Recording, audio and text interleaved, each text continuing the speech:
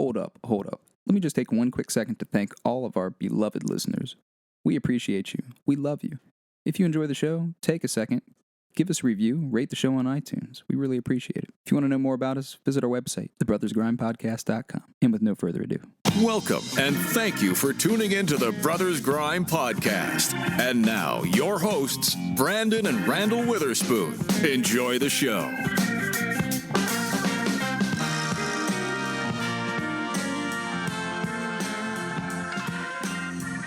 My pet peeve is when people don't strive to do everything the right way.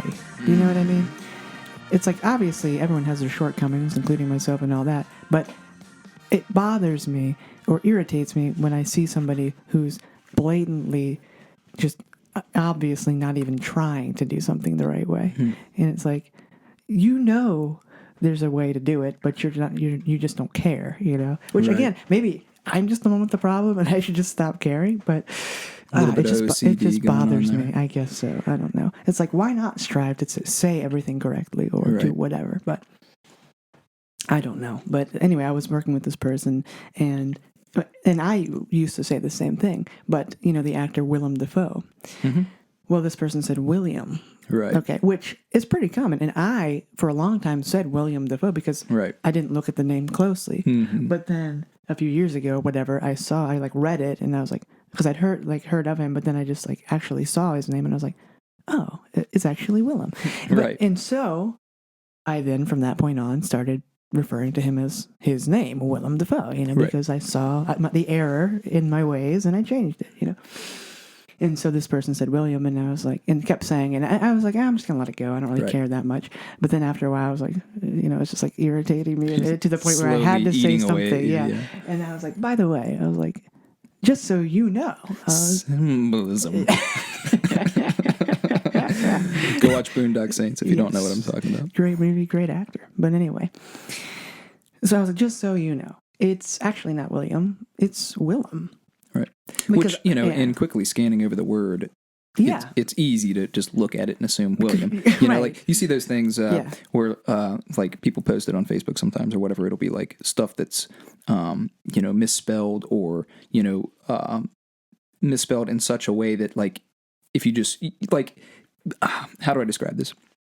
There actually are no words, like actual words, but they put like, you know, parts of letters and jam them together, and you can letters, right. So they break the word apart, stick it together, and you still know what it is, right? Because you just put two and two together. Your mind just is so used to seeing them, it automatically fills in the gap for you. So that's kind of what happens, I think, when you look at something like Willem or something where you see the W, you know, the I, the L, the M, you just see those letters right there, and you're like, William, you know, without even actually taking the time to look at each letter in the word. Your brain's just processing it too quickly. Yep. Because you're not expecting Willem, because I had never heard that name up until I learned of Willem Dafoe. There you go. Exactly, especially with an uncommon word or name, especially a name. I mean, God, anything can be a name, so it's hard. So anyway, that being said, that is understandable, specifically that example.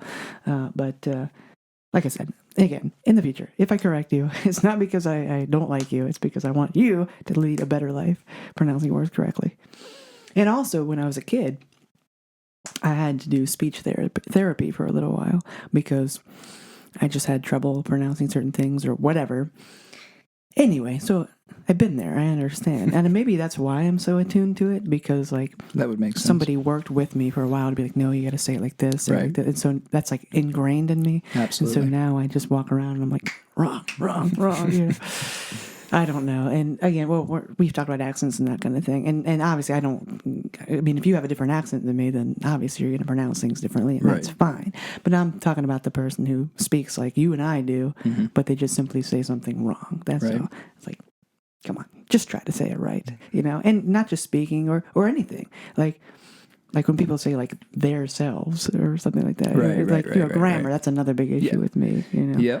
And I think it was you that was telling me there recently had been a change in the English language, specifically in grammar. So previously, if you were listing, okay, I'll just speak a sentence for you. Okay, so yesterday I went grocery shopping, comma, comma, and fishing, period. Yeah. It was you, right? It was me. You told me that the comma right before the and is no longer necessary. It's not necessary. That's awesome. In fact, I don't think it ever that's how I was taught in school. Really? See, Absolutely. I was taught the opposite. No, I was taught no comma and. Because you're separating each thing individually, right? So, but it does make sense. And I always wondered about that. I'm like, well, why? I'm separating them by this word and. Mm-hmm. Why do I need a comma and? Well, the whole point of the comma is in lieu of the word and. Right. That's the whole point of it. It's like instead of writing and, you just make a little mark. There you go. So, although I don't remember exactly, but I think that this teacher told me that the proper way or the recommended way is no comma and, Right. But technically, if you put the comma in, it wouldn't actually be wrong. I guess it's just an unnecessary step, I guess. Something like that. But they recommended, just omit. So it's technically not comma. Incorrect. Right. Grammar. It could be either one, I guess. One of those weird. Yeah. There are some gray areas in the grammatical there's a world. lot. Well, especially in the English language. Oh, yeah.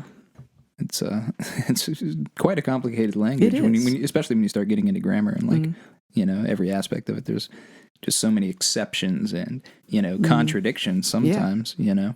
That's true. It's a bizarre language, man. It is. But yeah, I don't know. Because I don't know what's wrong with me, but I've always loved grammar. I don't know. Right. It's the only thing I was good at in school. I was like, I can diagram a sentence. I can't do math, but I can do this useless task. Right. But anyway, so yeah, I enjoyed it because I'm a strange person. But anyway.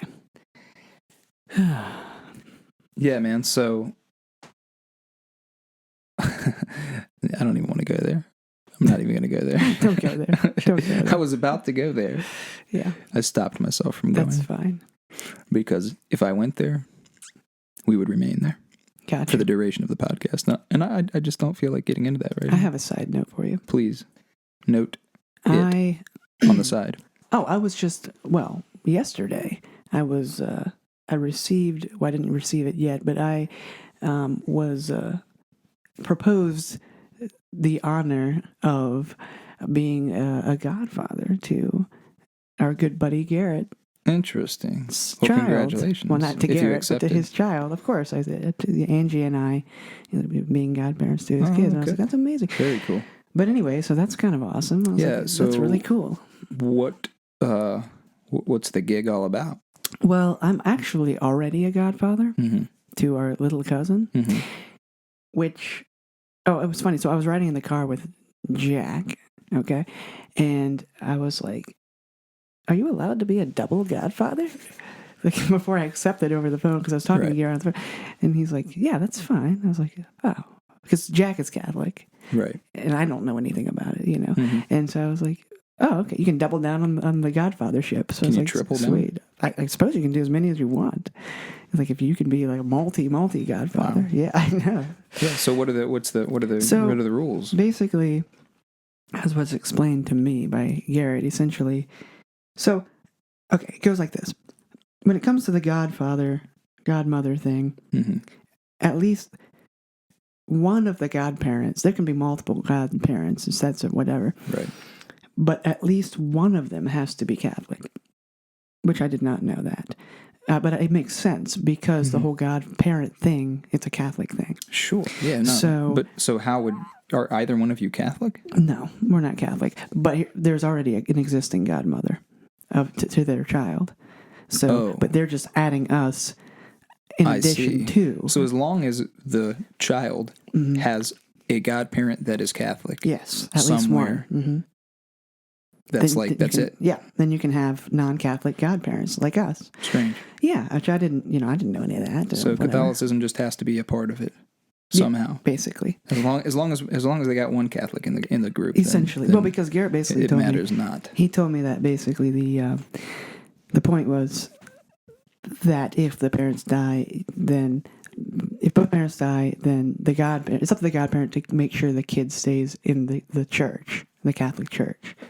Which is strange so that's the whole point of a godparent. Essentially. Then why would you, as a Catholic, ever want your child's godparents to do not be Catholic? I don't know, but it's very confusing. It doesn't make sense. I'm not Catholic. I'm already a godfather and not Catholic, which is so funny. Strange. I'm about to be a double non-Catholic godfather. Well, I'm assuming that, just speculating here, that if you, in your situation, you're not Catholic, no. your wife's not Catholic, no. you're both godparents to the kid, right? Yeah. So he must think highly of you too, and know that while you're not Catholic, you have, good values, and that you would, do your absolute best to steer the child in the right direction. Correct. Spiritually. Right. So, I would take that as a compliment. I do, and that's awesome. I was very honored. And I guess that's the kind of the whole idea. Yeah. Is like more of like a... So it sounds to me like he's trying to almost change the definition of godparents in a way, right? Like I get its origin was Catholic, but is he Catholic? He is now Catholic, yes. Okay. And another thing I learned from him, which I didn't know, fascinating. I was like, what are the stipulations to be a godparent? I was like, do you have to be Catholic? He's like, no. I was like, no. And he said, oh, well, I know. I asked him. Well, it was I either asked him or Jack. I don't remember. But one of my Catholic sources of information. I was like, hey, I was like, so is it optional to have a godparent, or do you have to have a godparent? I always assumed it was optional. It's not. No kidding. Apparently, you have to have a godparent to be baptized. Apparently, like infant baptism or that, like that's what they do. I didn't know that. I was like, interesting. I'm not sure why. He didn't elaborate on why. I don't know why, but I guess I don't know. Yeah, I don't know. I was trying to figure it out in my head, and I couldn't come up with anything. But yeah, I was like, that's fascinating. I learned a lot of new things yesterday about the Catholic traditions. But yeah, had no clue. But anyway, regardless, I'm about to be a double godfather, which is cool. Well, congratulations to you. Thank you. And I think more so, like you were saying, the godparent thing is more like we wish that you were aunt and uncle, but you're not technically related to us. So this is the best we could do. So I think that's more so what it is now. But I don't know. Yeah, maybe he just like got the Catholic godparent as like a placeholder, so then he could just be like, all right, so now I'm legal. Now I'm legal as far as Catholicism goes. So to the real godparent, I don't know. I have no idea. I don't know anybody involved. So it's fine. I'm just speculating, as I said. I don't know, but anyway, throwing my wild ideas out there. That's right.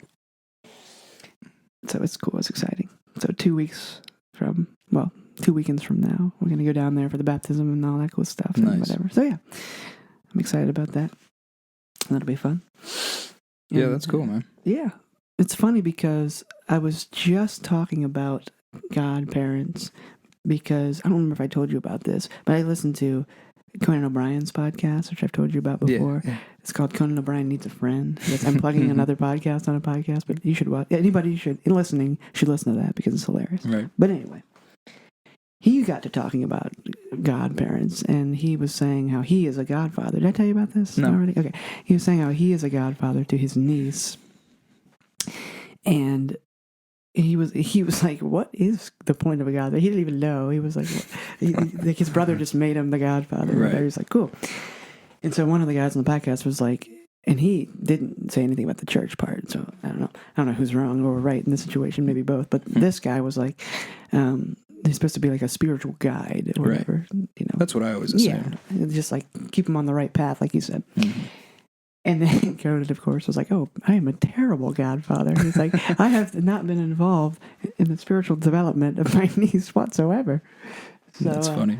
Anyway, he was like, he's like, oh, and now it all makes sense. Of course, he went on this like 5-minute riff. He's like talking about, he's like, well, yeah, that explains now why my brother keeps calling me and telling me these things about his daughter. He's like, I never understood why he was telling me these things. It's like the other day he called me up and was like, yeah, so it turns out my daughter is worshiping the occult, and he obviously was kidding. Yeah. He's like, yeah, she's drawing pentagrams out in the field and grinding up goat horn and that's awesome. Sacrificing animals. Anyway, he went on this whole spiel, and it was really funny. But that's great. Anyway, It made me laugh a lot. And so I was already thinking about that. And then Garrett just calls me out of the blue and was like, want to be a godfather? I was like, sure. That's awesome. A week of godparent things. But yeah, anyway. It was funny. So I wonder then if there are like disciplinary actions to godparents if they fail to uphold their godparently duty. Maybe I'll have to ask. I'll ask the priest. Well, actually, I don't know if it would matter because I'm not Catholic anyway. Well, no, not to you, but okay, to the real godparent, to the actual, to the the true to the Catholic godparent, right? Maybe in the laws of Catholicism, right? Could be, yeah. So, like, if the parent, something happens and the godparent is then forced to take over based on the Catholic oath they've sworn, undoubtedly.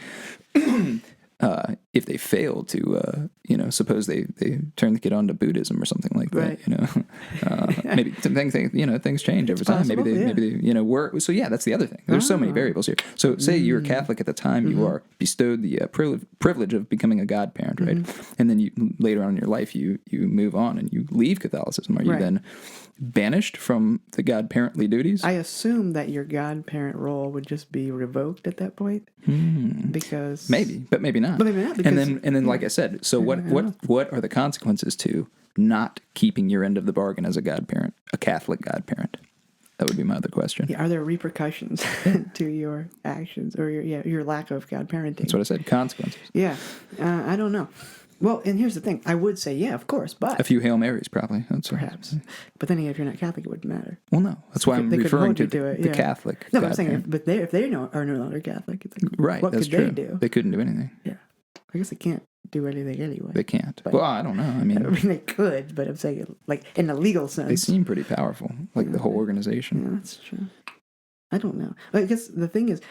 Right off the bat, my answer was, of course, they would just, their godfathership or godparentship would be revoked. Right. But if me and Angie are allowed to be godparents and are not even Catholic to begin with, then I guess it wouldn't matter if the person... Maybe you'd have to find a replacement godparent. You'd have to. But see, here's the thing. So, ultimately, it's up to the parent of the child, right? Mm-hmm. The actual biological parent of the child. It's up to them. Sure. Right? The ultimate decision is up to them. Yes. Catholicism is saying, based on what you've told me, that the child has to at least have one Catholic godparent. Yes, that's what I heard. So, the whole thing has been invented by Catholics, right? This whole godparent thing. So, if, say the parents die, the godparent's then in charge. Yes. Right? And if they do something wrong or they fail to uphold their promise to spiritually lead the child in the direction of Catholicism, then the people who initially picked the godparent are no longer around. Would it then be the responsibility of the Catholic Church to appoint a new Catholic godparent? I don't know. I guess. I'm just trying to think about this thing long term. Yeah, maybe that's why they have multiple. Right. Godparents. Maybe. See, I never even knew that was a thing until yesterday. I thought you just had one godfather, one godmother. That's it. Apparently, it's not the case. I feel like it would get a little bit confusing having multiple godparents. That's the other thing. I'm really thinking about this now. Too. You got me really. So, like, put yourself in the child's position, okay?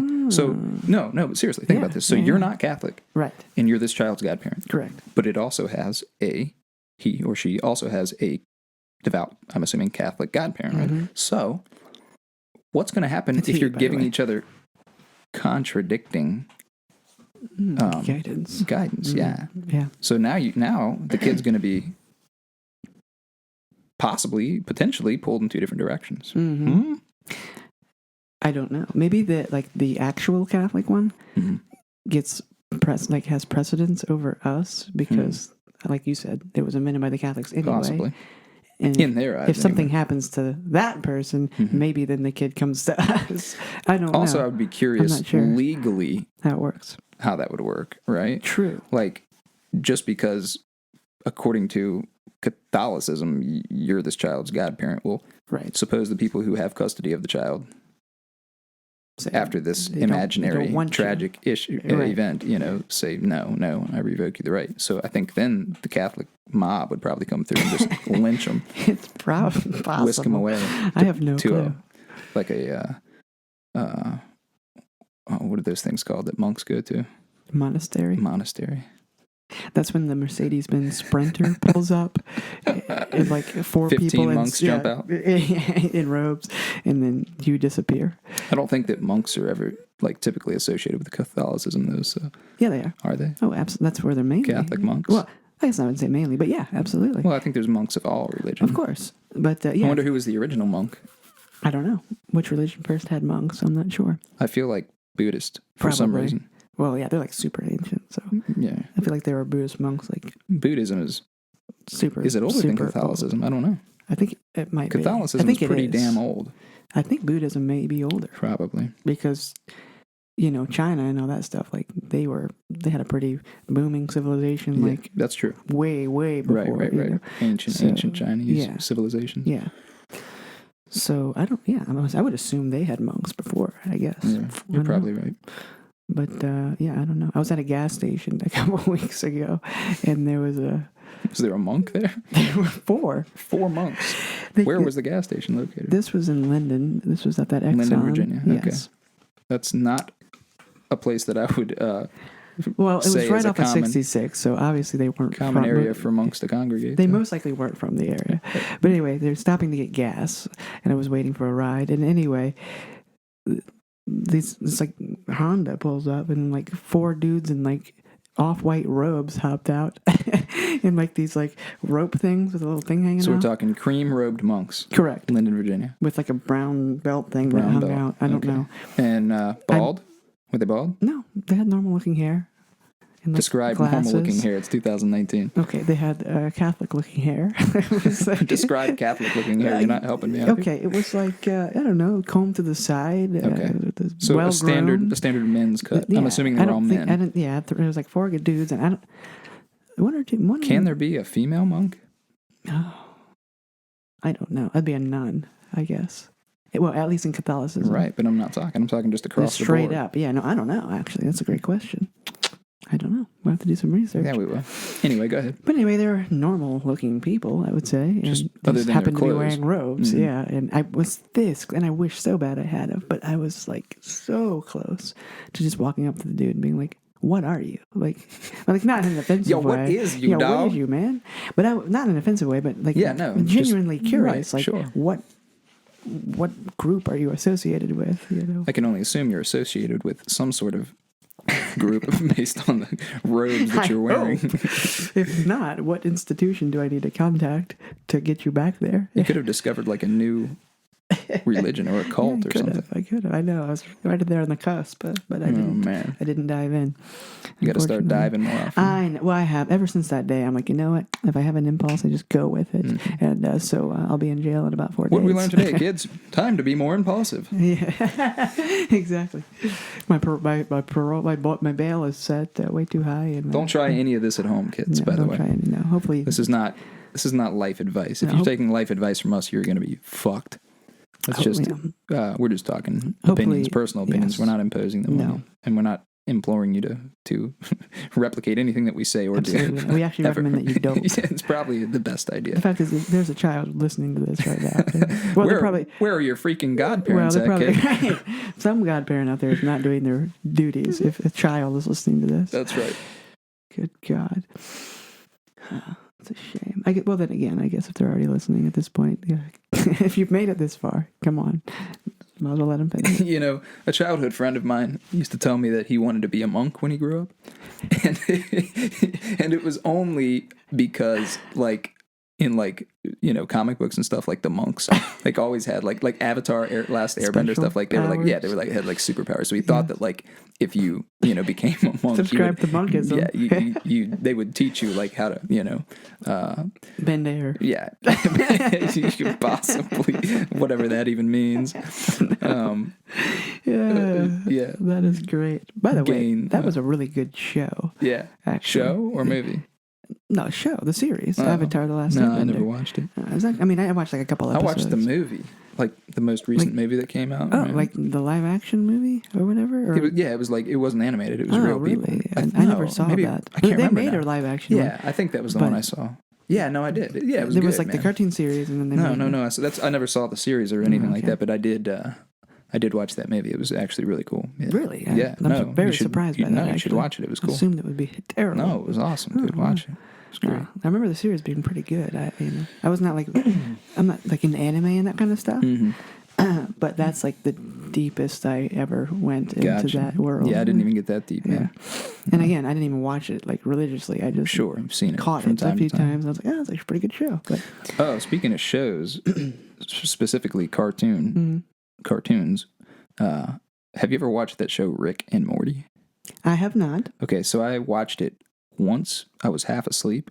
It was hilarious. That's what I've heard. I haven't had time to re-watch that episode and then continue watching, but I think I'm going to. I'm pretty positive I'm going to, because it was what I can recall, which isn't much, but what I can recall from what I've seen, it was absolutely crazy and hilarious. I've heard it was amazing. It's been recommended to me many times from a lot of different people. I just can't find the time to watch TV. That's my problem. Right. I don't have enough free time to do that. But that's why it's so precious to me, free time, right? Mm-hmm. So like every time I'm given the option, of sitting down and watching TV or doing something else, I generally choose to do something else with my free time. Fair enough. Yeah. But there are times when I'm, totally just in that mood to just sit down, do nothing, and watch TV or watch a movie, and especially if it's like, bad weather outside or whatever, and it's like, what else are you going to do? True. But it's been pretty hot out and recently. So yes. I picked up a movie from Redbox and brought it home and watched it. It was called Den of Thieves. Okay, never seen it. No, I hadn't even heard of it until I went to Redbox, but it's got Curtis Jackson is in it. Plays a pretty good role. I think he was the only like famous person in the movie. Curtis Jackson? I don't know who that is. That's 50 Cent. Okay. I had a feeling, but I didn't know that. I knew the Curtis, but I didn't know his last name was Jackson. Well, I think it is. I could be wrong. Curtis. I'm pretty sure it's Curtis. It could be Jackson. I knew Curtis. He looks like a Curtis Jackson. I suppose so. Yeah, no, I know the Curtis part. Interesting. Den of Thieves, think it's Curtis. Starring 50 Cent. Well, yeah, it's good. That would have been a lot less confusing. Yeah. But yeah, it was pretty cool. It was about this group of guys that decided to rob the LA Federal Reserve. It was cool. It was fictional, to the best of my knowledge. I don't think it was, based on true events or anything. Right. But nonetheless, surprisingly, it was a really good movie. Really cool. It had a good twist at the end I was not expecting. Up until the very end, I kind of was suspicious towards what was going to happen, but didn't know for sure. But yeah, great plot. Exciting movie through and through. It was really good. Check it out. That's cool good. Movie. I like that. That sounds great. That sounds fantastic.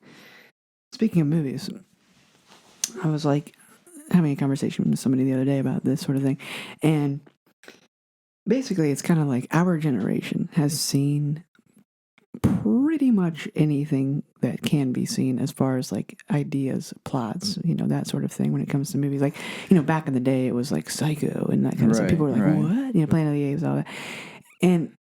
But we've seen, especially people who watch a lot of psychological thrillers, it's like you've seen like so many different twists, and then you start to notice like the same sort of thing happening in other movies and all that. Like, so if you go back and watch like a psychological thriller or whatever, or like a crime drama, something like that, that's supposed to have like twists or whatever from like the 90s or something, it's like, or extremely even early 2000s. Predictable. Yeah. Yes.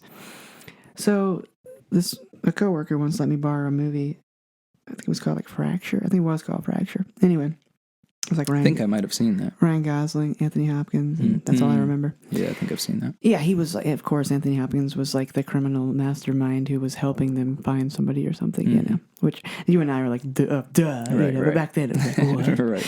But anyway, so this person let me borrow this, and I was like, and I watched it, and it wasn't a bad movie. It was a fine movie. Right. Nothing wrong with it. Given its time. Yeah. And it was a good movie, and their acting, of course, was great and all that.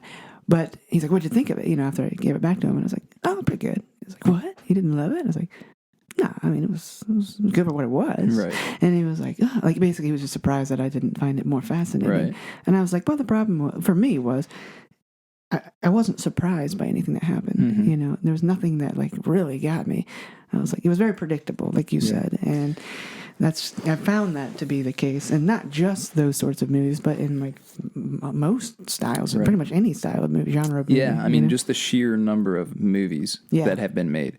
Complete oversaturation of ideas. You have to really think out of the box. And that's why anytime I find a movie that does surprise me or thrill me in that way, you know, I definitely make a note of it because, you know, it takes a lot of creativity to come up with stuff. Now, when you have, like I said, such a, you know, an oversaturation of ideas and movie plots, just, you know, it's like, yeah, it's got to be tough, man, for people these days to make something original that, you know, I mean, I feel like it's damn near impossible to come up with a movie plot that hasn't already been done. Yeah. You know? Yes. It's almost like you have to look at old movies, older movie plots, and get an idea from that, and then just change it up and bring it into the modern year. Right. You know what I mean? Yeah.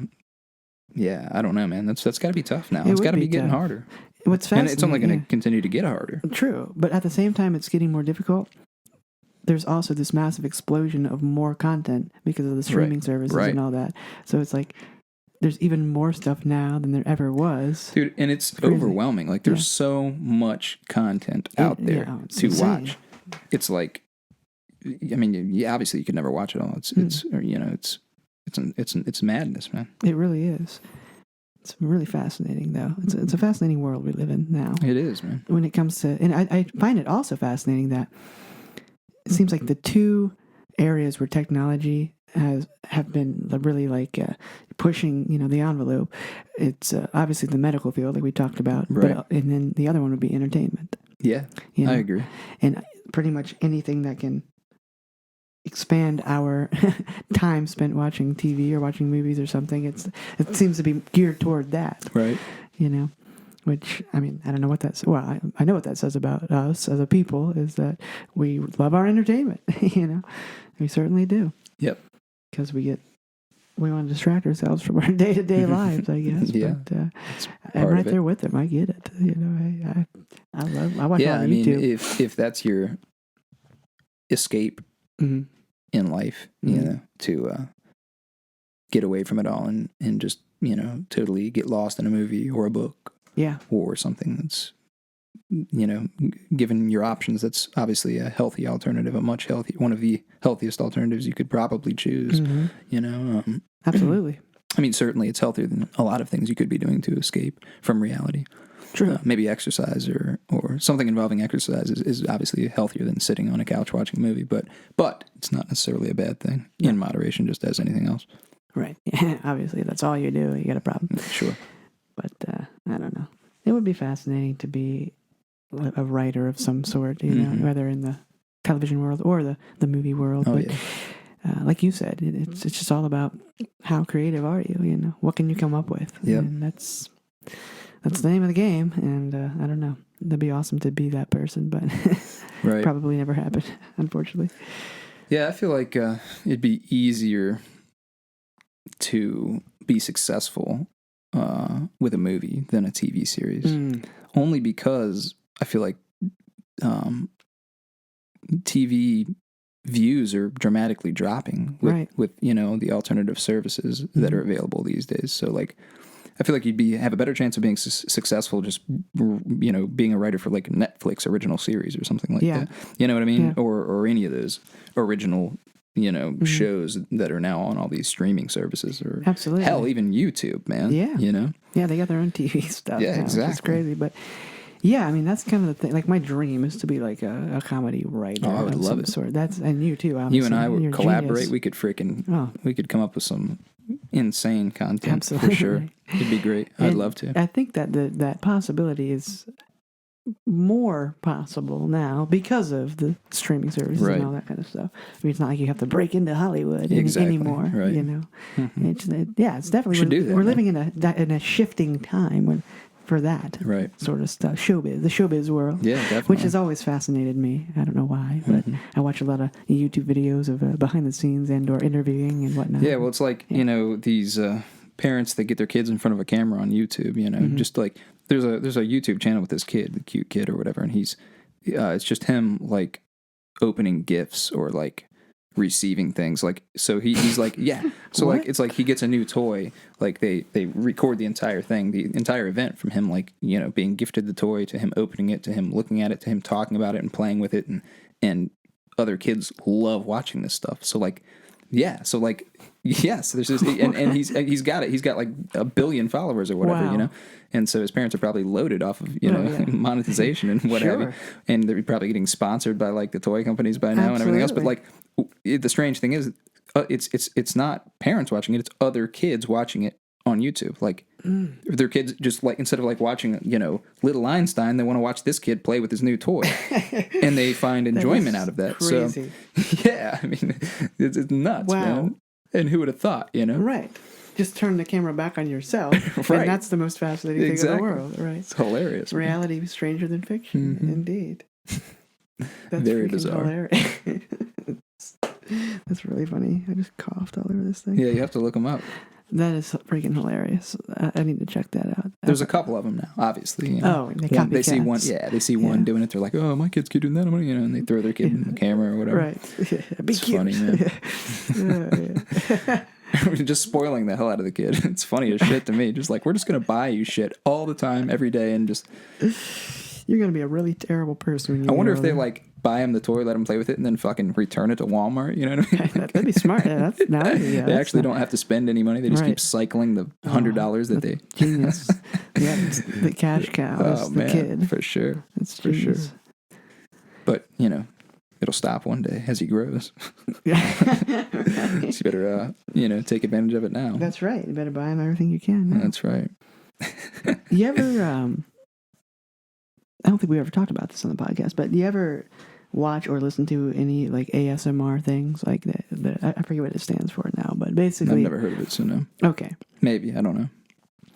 It's where people like, gosh, I wish I could think of the actual next episode. I'll tell you the real name, but anyway, it's obviously it stands for something, and it has something to do with like your sensory input, whatever. Like basically, you know, for example, you ever talk.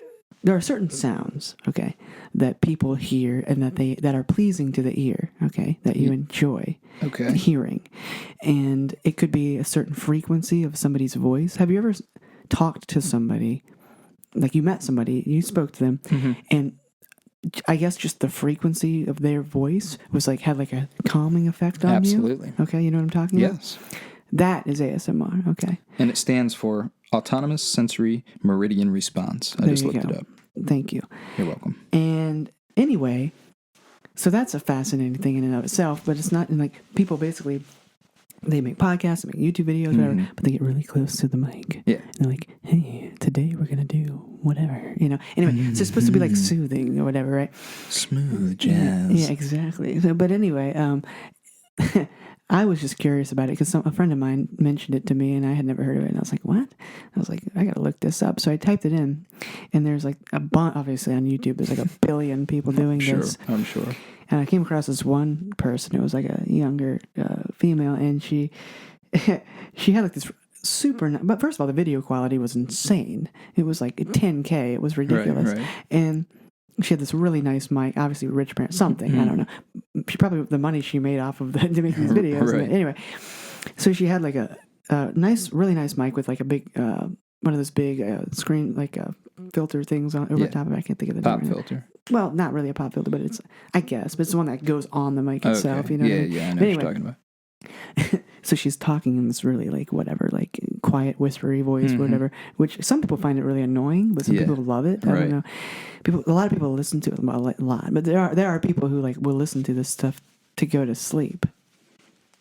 And anyway, they apparently, this person told me that apparently the rapper Nicki Minaj listens to this on a daily basis.